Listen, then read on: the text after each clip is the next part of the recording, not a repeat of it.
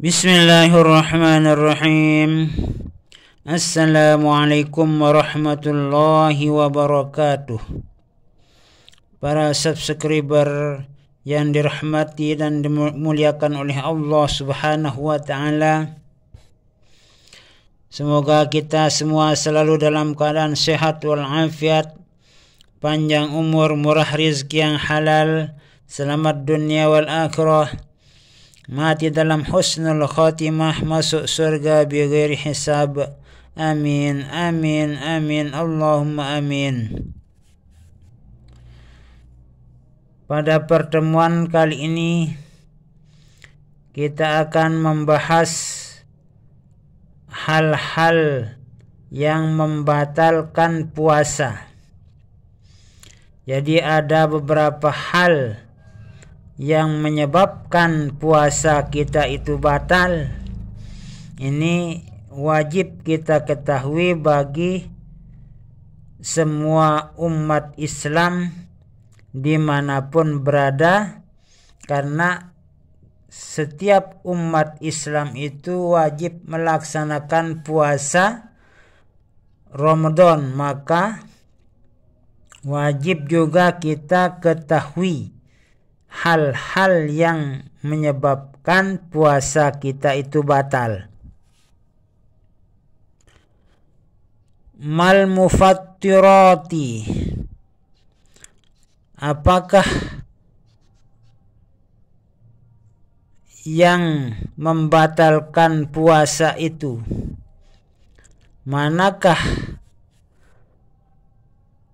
hal-hal yang membatalkan puasa? Hiya, yaitu kullu ma yubtilus sauma, yaitu setiap apa yang membatalkan puasa itu, wahya samaniyatun.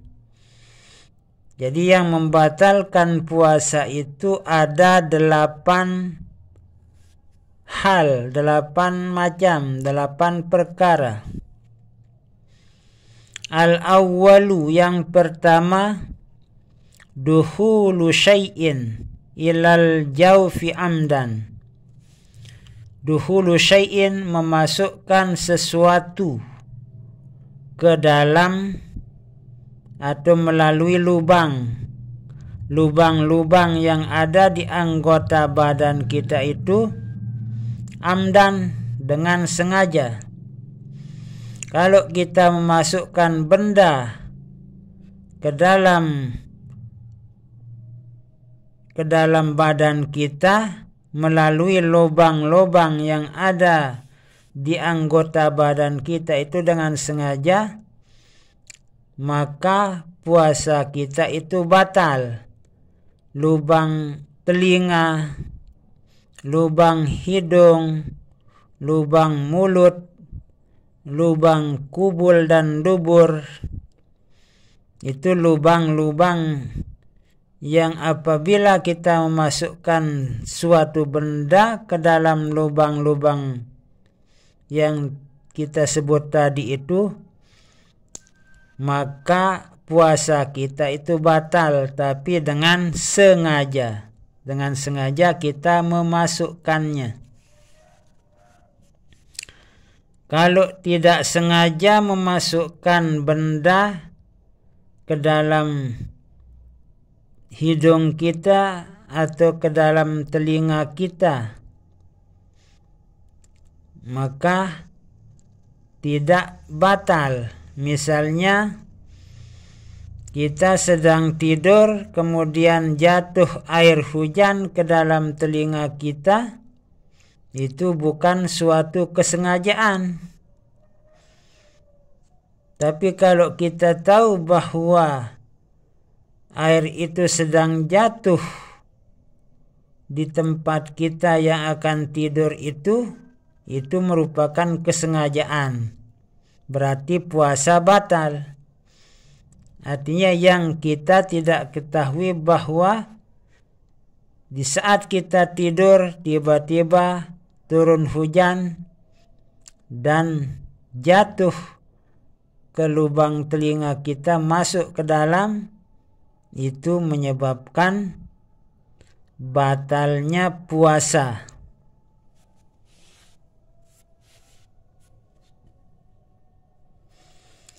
Atau misalnya ludah kita itu keluar di bibir kita, kemudian kita telan ludah yang ada di bibir kita, itu termasuk membatalkan puasa. Tapi kalau yang di dalam mulut kita itu tidak pernah keluar sampai bibir, maka boleh menelan ludah kita yang ada di dalam mulut kita kalau tidak pernah keluar sampai bibir. Nah, misalnya kalau sisa dari makan sahur kita atau makanan kita di waktu malam ada di selah-selah gigi kita itu di saat sedang berpuasa, maka wajib kita keluarkan sisa-sisa makanan tersebut. Kalau kita telan sisa-sisa makanan yang ada di selah-selah gigi kita itu, maka puasa kita itu menjadi batal. Itu termasuk dukhulu syai'in ilal jawfi amdan. Wasani, yang kedua, at-taqayyu'u amdan. At-taqayyu'u artinya muntah, amdan sengaja. Jadi muntah dengan sengaja. Misalnya kita kalau mencium bau bangkai, muntah, terus kita sengaja pergi nonton bangkai, di saat itu sedang menonton bangkai kita muntah, itu termasuk suatu kesengajaan, karena kita sudah tahu diri kita bahwa di setiap kita melihat bangkai itu kita muntah. Maka apabila kita sedang berpuasa kemudian melihat bangkai dan muntah, termasuk muntah dengan sengaja. Pokoknya apa yang menyebabkan kita itu muntah termasuk muntah dengan sengaja. Misalnya kita memasukkan jari telunjuk ke dalam mulut, kemudian kita muntah, itu termasuk muntah dengan sengaja. Nah, itu termasuk membatalkan puasa, muntah dengan sengaja.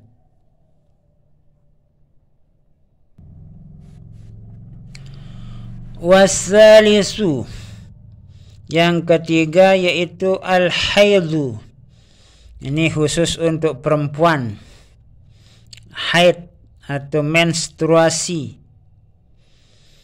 Jadi orang yang sedang berpuasa kemudian keluar menstruasinya, haidnya itu, maka puasanya otomatis batal.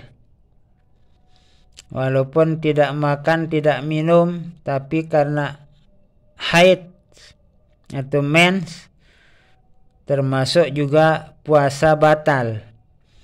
Warabi'u an-nifasu, yang keempat nifas. Nifas orang yang melahirkan. Orang yang sedang melahirkan juga puasanya batal. Wal khamisu inzalul mani amdan. Yang kelima mengeluarkan mani dengan sengaja. Misalnya kita menonton tontonan-tontonan yang menyebabkan air mani itu keluar. Itu termasuk mengeluarkan mani dengan sengaja, atau menghayalkan sesuatu yang menyebabkan mani kita itu keluar, termasuk sengaja mengeluarkan mani, atau membaca bacaan-bacaan yang menyebabkan mani kita itu keluar, termasuk juga sengaja mengeluarkan mani. Maka sengaja mengeluarkan mani itu adalah termasuk membatalkan puasa. Wasadisu al-jima'u amdan. Yang keenam, jima dengan sengaja. Dia tahu dirinya sedang berpuasa dalam keadaan sadar, kemudian melakukan persetubuhan, melakukan jima atau persetubuhan kalau bahasa Indonesianya, maka itu termasuk membatalkan puasa.